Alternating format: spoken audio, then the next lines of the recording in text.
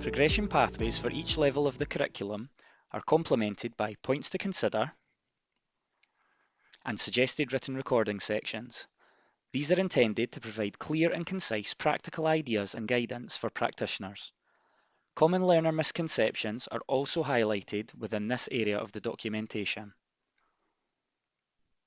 The suggested written recording section outlines developmentally appropriate methods of recording and representing mathematical thinking.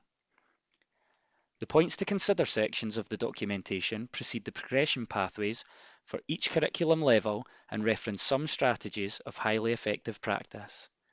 These are based on proven approaches from a wide range of research.